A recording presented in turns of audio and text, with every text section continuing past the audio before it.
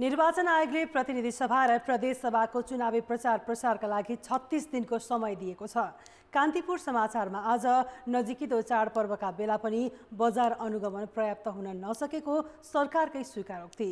10 दिनभित्र बहाल कर बुझाउन सेना र प्रहरीसहित सरकारी निकायसहित काठमाडौँ महानगरपालिकाको आग्रह।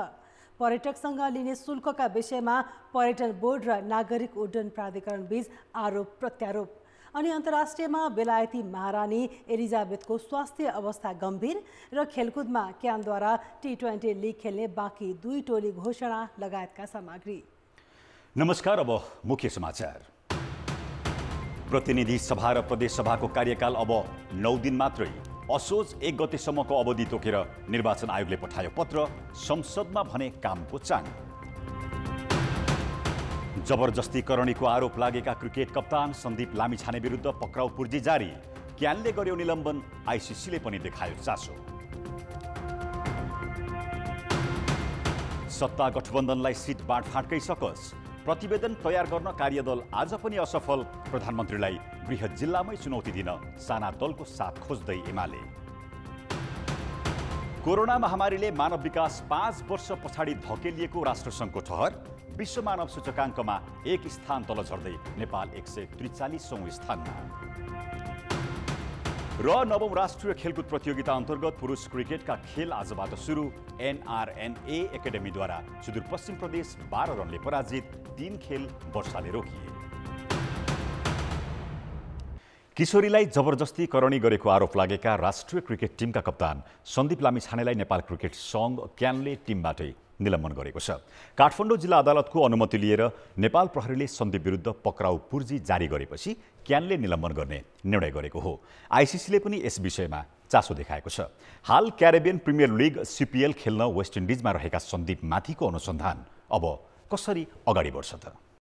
ग्लोबल स्टारको छवि बनाएका सन्दीपले आफूमाथि जबरजस्तीकरणी गरेको आरोप लगाउँदै 17 वर्षीय किशोरीले प्रहरीको गौशाला वृत्तमा मङ्गलबार जाहेरी दिएकी थिइन्। खेलाडीमाथि गम्भीर आरोप लागे अनुसन्धानमा सहयोग पुर्याउन तत्काल सम्बन्धित सङ्घले निलम्बन गर्ने अन्तर्राष्ट्रिय प्रचलन छ। तर क्यानले भने प्रहरीको कारबाही अनुसार अघि बढ्ने भन्दै सन्दीपका बारे केही निर्णय लिएको थिएन।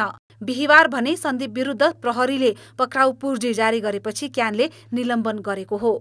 सम्मानित जिल्ला अदालतबाट उहाँ विरुद्ध पक्राउ पूर्जी जारी भएको छ र पक्राउ पूर्जी जारी भइसकेपछि अब हामीले पक्रिने नि जहाँ जताबाट हुन्छ, जतासुकैबाट जे प्रोसेसबाट भयो भने उहाँलाई पक्राउ गरिन्छ र बाँकी सबुत प्रमाणहरू कलेक्सन गरेर र ती सबुत प्रमाणहरूलाई केलाएर र अरू अनुसन्धानको पाटो हामी अगाडि बढाउँछौँ। अनुसन्धानलाई पनि सहज होस्, सहयोग होस् भन्ने हेतुले नेपाल क्रिकेट सङ्घले नेपाली राष्ट्रिय टोलीका कप्तान सन्दीप लामिछानेलाई टिमबाट निलम्बित गरिएको छ। 22 वर्षीय सन्दीप अहिले वेस्ट इन्डिजमा क्यारेबियन प्रिमियर लिग खेल्दैछन्। क्यानसँगको कुराकानीमा भने सन्दीपले लिग सकिएपछि फर्कने जानकारी दिएका छन्।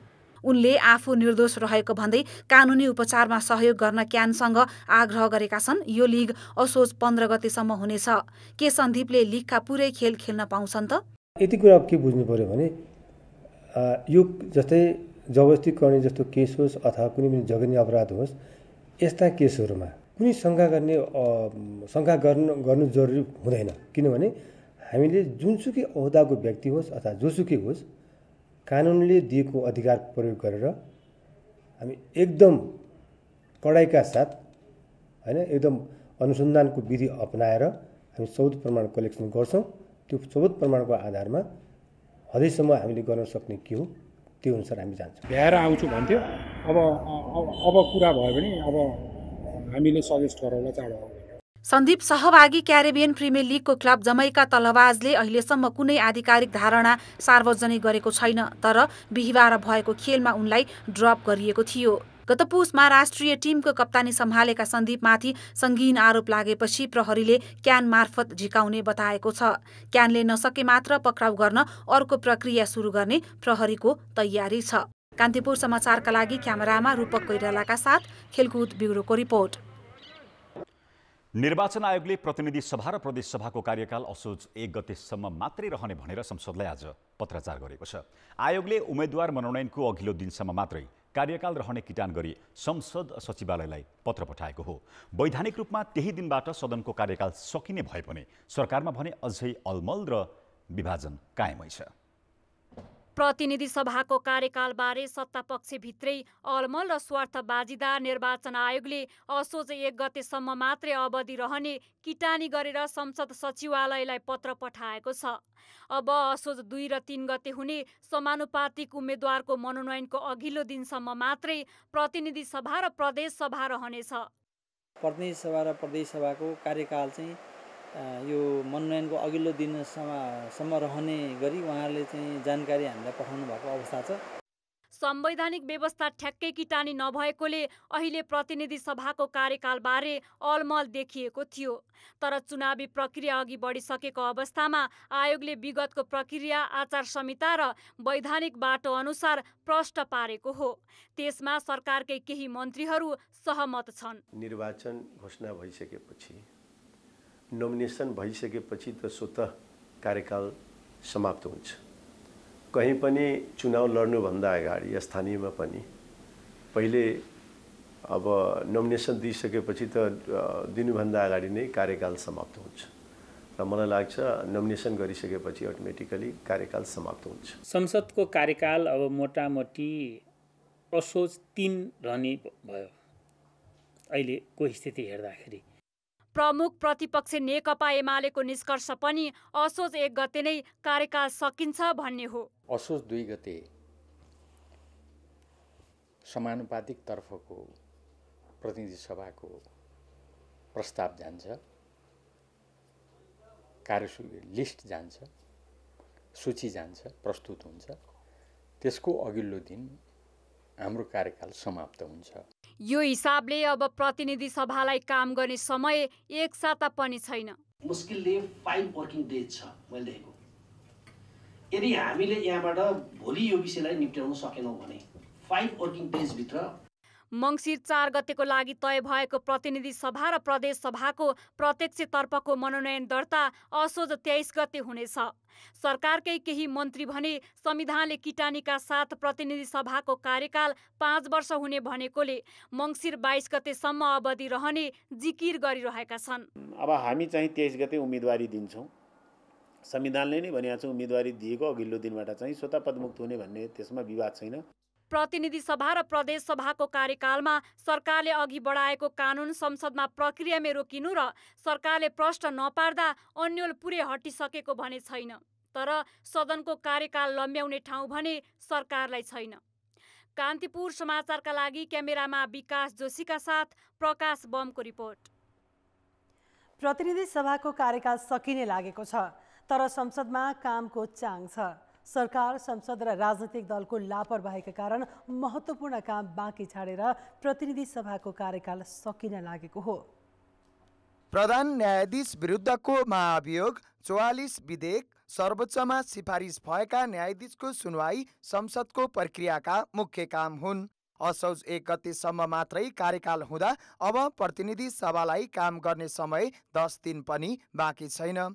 त्यसैले निलम्बित प्रधान न्यायाधीश सोलेन्द्र शमशेर जबरा विरुद्धको महाभियोग के हुन्छ भन्ने चासो सबैभन्दा बढी पेचिलो बनेको छ। फागुन 1 गते दर्ता भएको महाभियोग प्रस्तावमा बल्ल सिफारिस समितिले बयान लिइरहेको छ।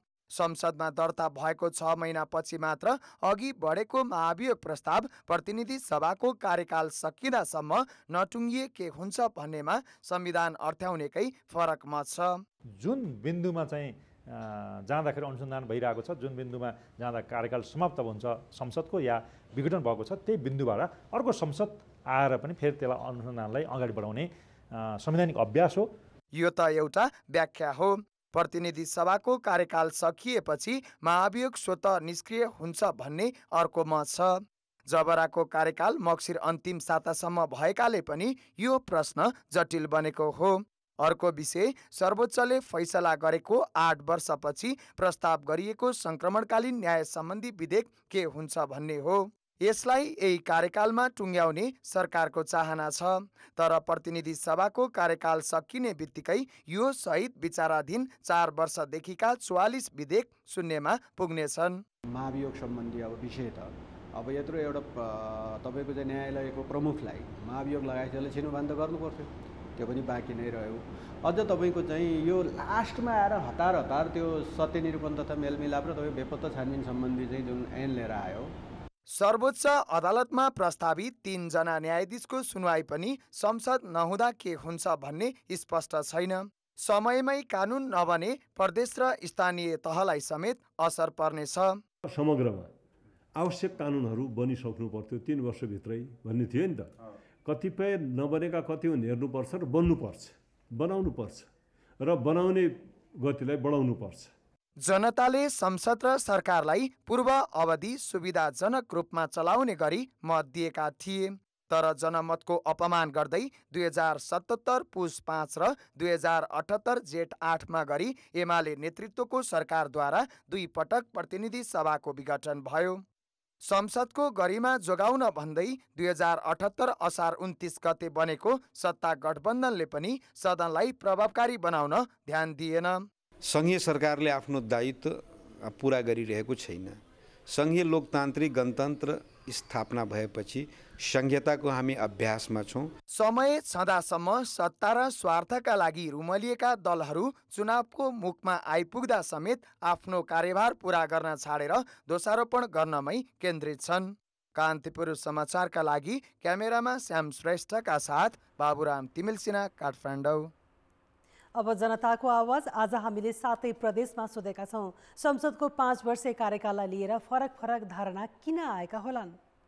जनताको आवाज। त्यही सेवा सुविधाभित्र आफूले संसदमा निर्वाचित भएर जान खोज्नुभएको होला। संसद नरहने र काम चलाउ सरकार भएर त्यसले चाहिँ निष्पक्ष रूपमा निर्वाचन गराउनु। संसदहरूले आफू अनुसार कानुनलाई व्याख्या गरिरहेका छन्। भत्ता खाने योजनाहरू बनाएर जुन लम्बाउन खोजेका छन्, यो चाहिँ बेठिक छ। सरकारको ढुकुटीमाथि खेलवाड गर्नको लागि आफ्नो हैकम जमाएको जस्तो लाग्छ। जनताले हामीले कर तिरेको पैसा खानलाई बाँड्नलाई को जालझेल हो यो। आफ्नो पार्टीले चाहिँ त्यसलाई कसरी हेर्छ भन्ने कुराले चाहिँ निर्णयमा प्रभाव पार्ने भएको हुनाले अर्को चुनाव घोषणा भएपछि उसलाई सांसदको रूपमा, पुरानो सांसदलाई सांसदको रूपमा लोगो लाएर जनताकोमा जाने कुरा त भरम हुन्छ। व्यवस्थाको लागि भन्दा, परिवर्तन गर्नको लागि भन्दा पनि म आफ्नो लागि आएको भन्ने बुझ्छ। यो राजनीतिक दलहरूमा एकता र एकरूपता नभएको कारणले विद्वानहरू, बुद्धिजीवीहरू, विशेष त कानुनविदहरूले यसमा प्रश्न धारणा दिइराख्न सक्नु भएको छैन। कार्यकाल कहिलेसम्म हो त्यो थाहा पाउनु पर्यो सांसदले। संविधानका व्याख्या अथवा विशेषज्ञ सबै हुन्, यिनी राजनीतिक आधारमा बाँडिएका छन्, त्यसले गर्दा यो समस्या आएको छ। सुन्दर नेपाल निर्माण गर्ने काममा हामी धेरै गर्न सक्छौँ होला भन्ने जुन ढङ्गको आशा गरियो, त्यो पूर्ण हुन नसकेको कारण पनि फरक धारणा आएको हुनसक्छ। यति वर्षसम्म काम गर्ने भन्ने यदि कानुन भइदिए भए अहिले दुविधा हुन्थेन। अहिले यो नियमावली तत्काल ल्याएको कारणले विवाद भएको हो। लोकतान्त्रिक पद्धति अनुसार पनि त्यसको आयु चाहिँ 5 वर्ष नै रहने हो। निर्वाचन घोषणा हुनु र यो नियमावली एकैचोटि आउनुले फरक राजनीतिक दलको फरक धारणाहरू आइरहेको हो भन्ने मलाई लाग्छ। आफ्नो पद हातमा राख्नको लागि यस्तो रणनीतिहरू अपनाउँदैछ। एउटै विचार, एउटै जब चाहिँ हुँदैन, मन मिल्दैन, मत भिन्नता हुन्छ, तबसम्म आइराख्छ। निर्वाचन आयोगले अब फाइल नोमिनेसन भएसँगै उनीहरूको उताको पद जान सक्छ भन्ने एउटा आचार संहिता बनाएको हुनाले चुनावको मुखमा आएर चाहिँ यो कानुन बनाउनु चाहिँ गलत हो जस्तो लाग्छ। निर्वाचन आयोगले चुनावी प्रचारका लागि 36 दिनको समय दिएको छ। आयोगले यसपटक मौन अवधि हटाएको छ, तर मङ्सिर 1 गते मध्यरातबाट प्रचार गर्न भने रोक लगाएको छ। आयोगले आज बसेको पदाधिकारी बैठकले मङ्सिर 4 गते हुने आम निर्वाचनका लागि प्रचार गर्न असोज 27 गतेदेखि मङ्सिर 1 गतेसम्मको समय उपलब्ध गराउने निर्णय गरेको हो। आयोगले मौन अवधिको समय यसपालि हटाएको छ, तर 4 गते हुने मतदान अघि मङ्सिर 1 गते राति 12 बजेदेखि भने प्रचार गर्नमा दल तथा उम्मेदवारलाई रोक लगाएको छ। मौन अवधिको विरोध भएपछि हटाइएको आयोगको भनाइ छ। बैठकले प्रतिनिधि सभा र प्रदेश सभा उम्मेदवार मनोनयन दर्ताको दिन असोज 23 गतेलाई तोकेको छ। उम्मेदवारको सूची त्यसै दिन प्रकाशन गर्नेछ। 24 गते उम्मेदवार विरुद्ध उजुरी दिने र त्यही दिन उजुरी उप जाँचबुझ गरी निर्णय गर्ने तालिका छ। उम्मेदवारको पुनः नामावली प्रकाशित 25 गते गरिने गरिनेछ। उम्मेदवारको अन्तिम नामावली प्रकाशनको समय भने 26 गते तोकेको छ। आयोगले 26 गते नै उम्मेदवारलाई निर्वाचन चिन्ह प्रदान गर्नेछ। समानुपातिक तर्फको बन्द सूची पेश गर्ने समय असोज 2 र 3 गतेलाई तोकेको छ। समानुपातिक तर्फको उम्मेदवारको अन्तिम बन्द सूची भने कार्तिक 9 गते प्रकाशन गर्ने कार्यतालिका छ। अब बाँकी समाचार। सत्तारूढ 5 दललाई सिट बाँडफाँडमा सकस परेको छ। सिट बाँडफाँडमा सहमति जुटाउन गठन गरिएको कार्यदलले प्रतिवेदनसम्म बुझाउन नसक्दा शीर्ष नेताहरूको बैठक नै प्रभावित भएको छ। प्रधानमन्त्री निवास बालुवाटारमा आज दिनभर बसेको कार्यदलको बैठकले प्रतिवेदन बनाउनै सकेन। गठबन्धन दलका नेताहरूले दाबी गरेको सिट सङ्ख्या तल झर्न नमान्दा सहमति हुन नसकेको हो। कार्यदलमा प्रतिनिधि सभा निर्वाचनका लागि 165 सिट सङ्ख्यामा कङ्ग्रेसले 100, माओवादी केन्द्रले 60, एकीकृत समाजवादीले 40 र जसपाले 32 सिटको दाबी गर्दै आएका छन्। कार्यदलले प्रतिवेदन नै बुझाउन नसकेपछि शीर्ष नेताहरूको बैठक पनि प्रभावित बनेको छ। नेपाली कङ्ग्रेसका सभापति तथा प्रधानमन्त्री शेरबहादुर देउवाको गृह जिल्ला डडेलधुराको चुनावी जोड घटाउको चासो धेरैमा देखिन्छ। 2048 सालदेखि देउवाले निरन्तर जित्दै आएको डडेलधुरामा अन्य राजनीतिक दल यसपटक कडा टक्कर दिने तयारीमा छन्। त्यही कारण अहिलेदेखि नै जिल्लाका गाउँ गाउँमा चुनावी प्रचार लिएर दलहरू पुग्न थालेका छन्। दलहरूले उम्मेदवारी सिफारिस गरेसँगै गाउँ केन्द्रित कार्यक्रम सुरु भएका छन्। नेपाली कांग्रेसका सभापति समेत रहेका प्रधानमन्त्री शेरबहादुर देउवाको गृह जिल्ला डडेलधुरामा आगामी निर्वाचनका लागि उम्मेदवारको चर्चा हुन थालेको छ। प्रतिनिधि सभामा कांग्रेसबाट देउवाको विकल्प देखिएको छैन। उनी 2048 सालदेखि निरन्तर अपराजित रहँदै आएका छन्। देउवालाई चुनौती दिन नेकपा एमाले पठान सिंह बोहरालाई सर्वसम्मत उम्मेदवारका रूपमा सिफारिस गरेको छ। अघिल्लो निर्वाचनमा प्रतिनिधि सभामा देउवा विजय हुँदा प्रदेश सभाको एक क्षेत्रबाट कांग्रेस र अर्को क्षेत्रबाट एमालेका उम्मेदवारले जितेका थिए। यसपटक साना दलसँग मिलेर भए पनि कांग्रेसको अपराजित यात्रा रोक्ने प्रयाससहित एमाले गाउँ गाउँमा अभियान सुरु गरेको छ। हाम्रो जिल्ला लेभलमा जिल्ला स्तरमा केन्द्रीय महासचिव ल्याएर हामीले अगुवा कार्यकर्ताहरूको प्रशिक्षण कार्यक्रमहरू सञ्चालन गर्यौं र सबै स्थानीय तहहरू र वडा तहमा हाम्रा कार्यक्रमहरूलाई जनताका बीचमा लग्दैछ। सत्ता गठबन्धन दलहरूले आगामी निर्वाचनमा प्रतिनिधि सभातर्फ देउवाको विकल्प देखेका छैनन्। प्रदेश सभाका 2 क्षेत्रमध्ये एकमा नेकपा माओवादी केन्द्र र अर्कोमा एकीकृत समाजवादीले दाबी गरेका छन्। कांग्रेसले भने प्रतिनिधि सभासँगै प्रदेश सभाको पनि एक क्षेत्र पाउनुपर्ने बताउँदै आएको छ। आफ्नो विरासत जोगाउन कांग्रेस पनि चुनाव लक्षित अभियान लिएर गाउँ पुगेको छ। विकासका पनि सम्भावनाहरू शेरबहादुर देउवाले पहिल्याउनु भएको छ र ती पहिलिएका विकासका संरचनालाई मूर्त रूप दिन आज आवश्यक छ। त्यसो त 2074 को भन्दा गत स्थानीय तहको निर्वाचनमा डडेलधुरामा कांग्रेसको जनमत सुधार भएको देखिन्छ। तर पार्टीभित्रको विवाद र एमाले साना दलसँग मिलेर चुनाव लड्ने तयारी गरेकोले कांग्रेसलाई चुनौती बन्न सक्ने देखिन्छ। कान्तिपुर समाचारका लागि वरुण पुनेरू, डडेलधुरा। पूर्व राष्ट्रपति रामवरण यादवले नेपाली कांग्रेसले गरिरहेको चुनावी भागभण्डाले पार्टीको हैसियत गिरेको बताएका छन्। काठमाडौँमा आयोजित बीपी साहित्य सम्मान समारोहमा पूर्व राष्ट्रपति यादवले कांग्रेस एक्लै चुनावमा जानुपर्नेमा गलत बाटो हिँडिरहेको बताए। कांग्रेसी पुर्खा त्यस्तो पुर्खा भएर पनि अहिले अंशभण्डा गरिरहेका छौँ। हामीले अहिले अरू पार्टीलाई चुनावमा जानको लागि जनताको बीचमा जानको लागि अरू पार्टीसँग मिलेर तपाईँको अंशभण्डा गएका हुन्छ। राम राम राम। जनकपुरको मान्छे। पूर्व राष्ट्रपति यादवले कांग्रेसमा अहिले बीपीका राजनीतिक चिन्तकको अध्ययनभन्दा टिकट किनेर प्रवेश गर्नेको लहर बढेको बताए। यादवले कांग्रेस पार्टीमा रहेर पसिना बगाउने भन्दा पैसा दिएर टिकट किन्नेको मूल्याङ्कन बढी हुँदै गइरहेको भन्दै दुखेसो पोखेका थिए। काठमाडौँ महानगरपालिकाले नेपाली सेना र नेपाल प्रहरी लगायतका सरकारी निकायलाई 10 दिनभित्र बहाल कर बुझाउन आग्रह गरेको छ। संरचना भाडामा लगाई आम्दानी गरेको देखिएको भन्दै महानगरपालिकाले त्यस बापतको कर बुझाउन आग्रह गरेको हो। काठमाडौँ महानगरपालिकाले नेपाली सेनाको मुख्यालय, प्रहरी प्रधान कार्यालय नक्सालका साथै समाज कल्याण परिषद, शङ्करदेव क्याम्पस, रत्नराज्य लक्ष्मी क्याम्पस, नेपाल ल क्याम्पस, वीर अस्पताल, दशरथ रङ्गशाला, सरस्वती क्याम्पस र नेपाल कमर्स क्याम्पसलाई बहाल कर तिर्न भनेको हो। यसैगरी काठमाडौँ महानगरपालिकाले मापदण्ड विपरीत बनाएका पर्खाल 35 दिनभित्र हटाउन पनि सम्बन्धित निकायलाई निर्देशन दिएको छ। महानगरपालिकाको शहरी व्यवस्थापन विभागले आज सूचना जारी गर्दै 35 दिनभित्र नियमित हुने प्रकृतिका सीमा पर्खालको हकमा नक्सा पेश नगरेमा वा मापदण्ड विपरीतका सीमा पर्खाल नहटाएमा महानगरपालिकाले आफै हटाउने जनाएको छ। त्यसै अनुरूप अहिले चाहिँ महानगरपालिकाले ती चाहिँ संरचनाहरू जसले गर्दाखेरि चाहिँ या आवट जावट गर्ने यावट त्यहाँका मान्छेहरूलाई चाहिँ दायाँ बायाँ गर्नलाई पनि असजिलो अवस्था रहेको छ भने त्यस्ता संरचनाहरू भत्काइकन चाहिँ बाटोलाई फराकिलो गरिएको अवस्था छ। यसअघि काठमाडौँ महानगरपालिकाले भत्काएर छाडेका अनधिकृत संरचना नउठाउँदा पैदल यात्रुलाई समस्या बाटोमा हिँड्न छैन, बाटो हिँड्नेलाई सुरक्षा छैन, यस्तो गाह्रो भइराखेको छ, टाउकोमा लाग्न सक्छ, बच्चा वृद्ध हिँडिराख्नु भएको छ होइन। यो चाहिँ अब यति घरधनीले नहटाएपछि महानगरपालिकाले हटाउनै पर्छ। त्यो त धेरै राम्रो गर्यो, तर चाहिँ अब चाँडै व्यवस्थापन मिलाइदिनु पर्यो, बाटो सजिलो होस्। त्यस्तै महानगरपालिकाले पार्किङ व्यवस्थापनका लागि भनेर खाली गराएका अन्डरग्राउन्ड बेसमेन्ट पनि खुला गरिएको छैन।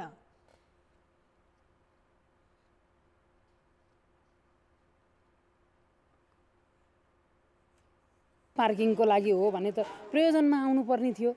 भोलिपल्टदेखि यसको नियम अनुसार त यो सबै उठाएर पार्किङमा ल्याउनु पर्थ्यो नि त। महानगरपालिकाले कानुनी झमेला भएका स्थानमा मात्रै व्यवस्थापन गर्न ढिलाइ भएको जनाएको छ। आर्थिक र अन्तर्राष्ट्रिय समाचार अझै बाँकी छ। अर्थ र विकास।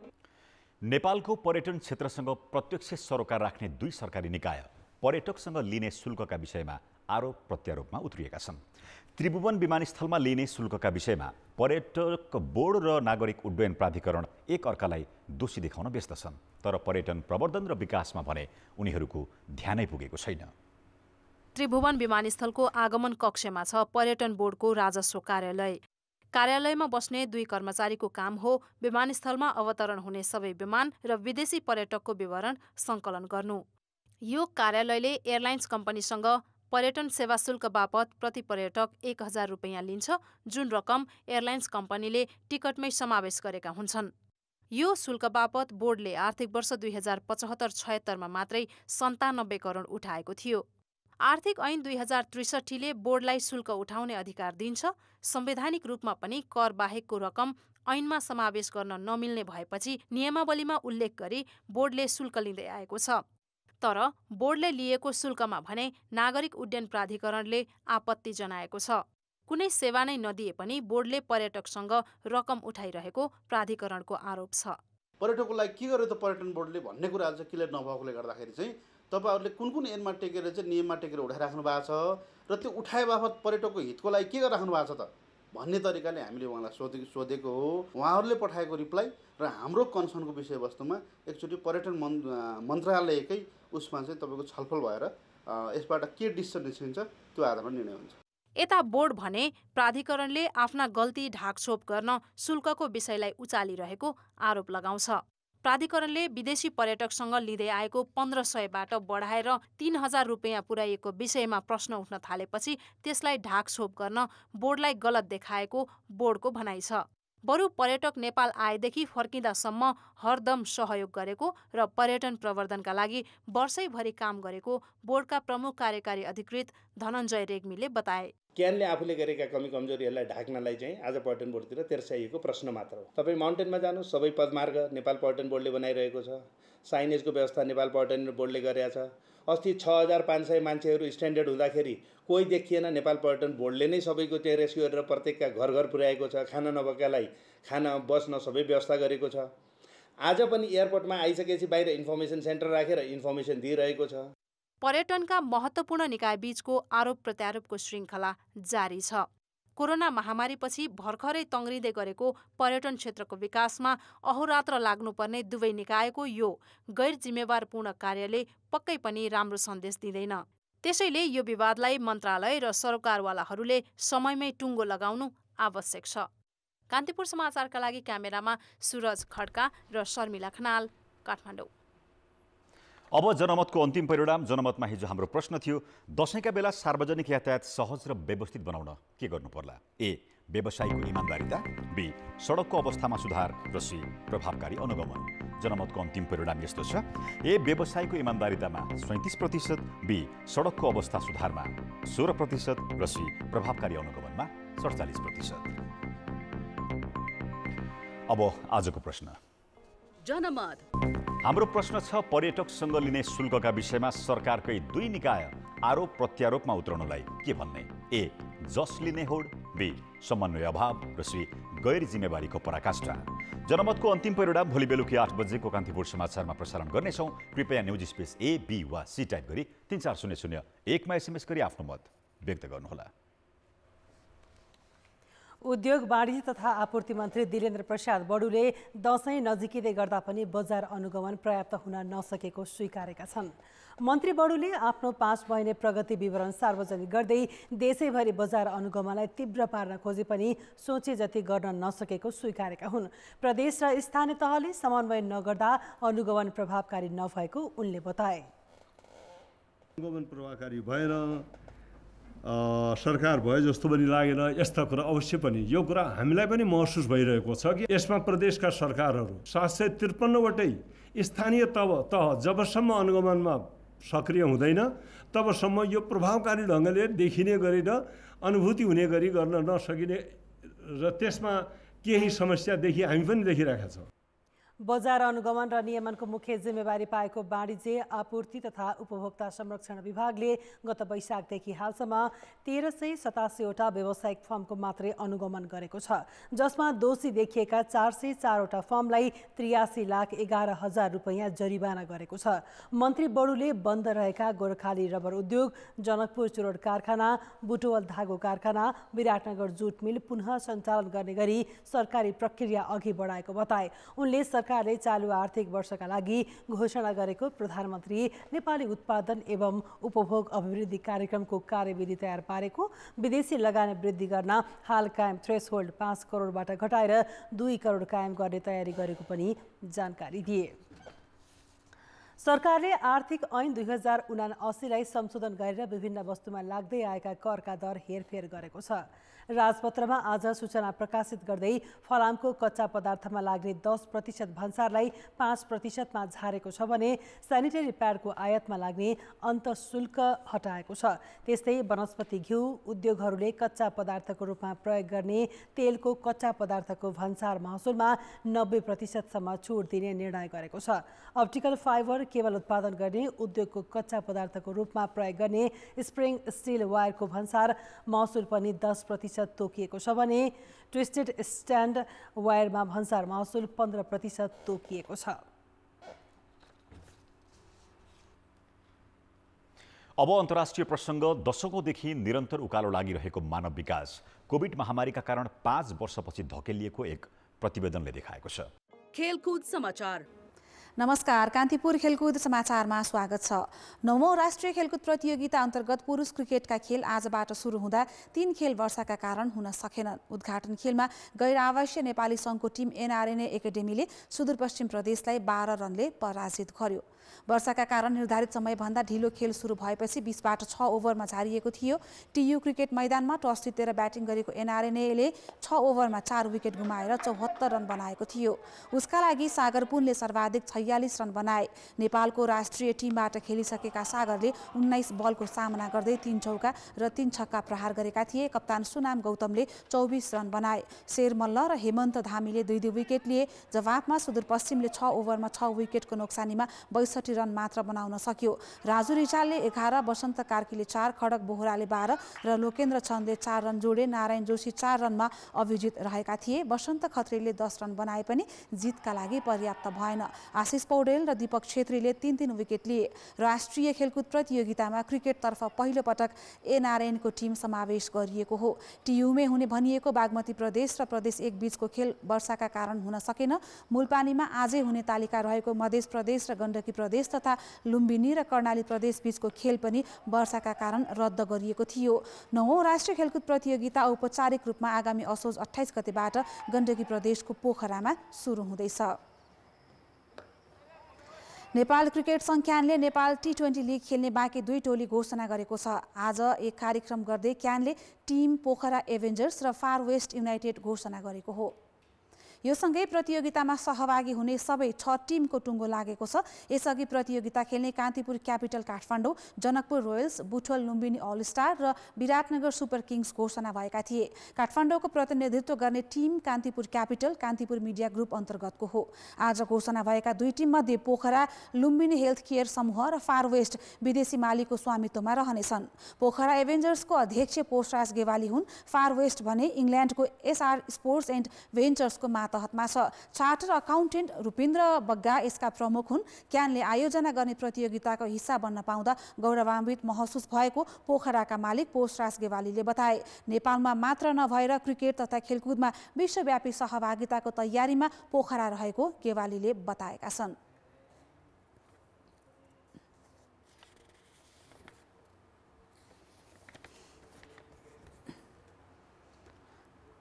पोखरा एभेन्चर्सको तर्फबाट पोखरालाई जुन गण्डकी प्रदेशको तर्फबाट त्यसलाई मतलब सबभन्दा हाई लेभलमा पुर्याउन लगायत हामीले चाहिँ अब छिटै नै हामी ग्लोबली पनि एउटा पार्टिसिपेट एनाउन्समेन्ट गर्दैछौँ। नेपाल मात्रै नभएर विदेशका अन्य कन्ट्रीहरूमा पनि हाम्रो चाहिँ पार्टिसिपेट हुनेछ। T20 क्रिकेट लिगको पहिलो संस्करण असोज 8 गतेदेखि कार्तिक 5 गतेसम्म टियु मैदानमा हुनेछ। प्रतियोगिताका लागि तयारी तीव्र बनाइएको क्यानका सचिव प्रशान्त विक्रम मल्लले जानकारी दिए। उनले मैदानको स्तर उन्नति भइरहेको र केही दिनपछि सजावटको काम सुरु हुने जानकारी दिएका छन्। प्रतियोगिता सुरु हुन अब 16 दिन मात्र बाँकी छ। केही दिनमा नै खेलाडी ड्राफ्ट हुँदैछ। 1000 भन्दा धेरै खेलाडीले फारम भरेका छन्। हरेक टिममा 11 स्वदेशी खेलाडी र 4 विदेशी खेलाडी आबद्ध हुनेछन्। खेलकुद समाचार अहिलेलाई यति नै। अब मौसम सम्बन्धी जानकारी।